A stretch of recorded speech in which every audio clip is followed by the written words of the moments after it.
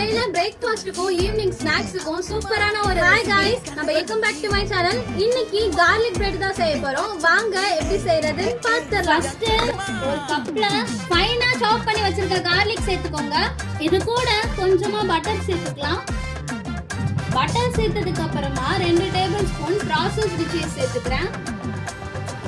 கொஞ்சமா ஆரிகானோ சேர்த்துக்கலாம். Chilli flakes சேர்த்துக்கலாம்.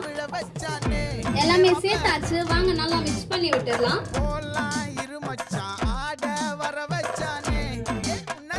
நான் ஒரு பிரெட் ஸ்லைஸ் எடுத்துருக்கேன். இப்போ நம்ம செஞ்சு வச்சிருக்க கிரீமை இதுல நம்ம அப்படியே அப்ளை பண்ணிக்கலாம். பாருங்க, பாக்குறதுக்கே ரொம்ப அழகா இருக்குல்ல. நம்ம எல்லா பிரெட்டுமே இந்த மாதிரி அப்ளை பண்ணி வச்சுக்கலாம். ஸ்டவ் ஆன் பண்ணிட்டு ஒரு பேன் வச்சிருக்கேன்.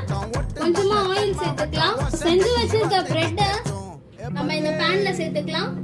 மூடி போட்டு க்ளோஸ் பண்ணி ஒரு 5 மினிட்ஸ் நல்லா குக் பண்ணிக்கோங்க. ரெடி ஆயிருக்கு பாருங்க. தனியா வேற ஒரு பிளேட்டுக்கு மாத்திக்கலாம். garlic bread ரெடி ஆயிடுச்சு. ஸ்டவ் ஆஃப் பண்ணிக்கலாம். गाइस garlic bread செஞ்சாச்சு. வாங்க டேஸ்ட் பண்ணி பார்த்துடலாம். சீஸ்லாம் நல்லா மெல்ட் ஆகி சூப்பரா வந்திருக்கு. garlic bread எப்படி இருக்கும்னு சொல்லவா வேண்டும்? செம்மையா இருக்கு. மறக்காம நீங்களும் உங்க வீட்ல ட்ரை பண்ணிட்டு எப்படி வந்துச்சுன்னு கமெண்ட் பண்ணுங்க. வீடியோ பிடிச்சிருந்துச்சுன்னா லைக் பண்ணிட்டு என்னோட சேனலை சப்ஸ்கிரைப் பண்ணிக்கோங்க. பை.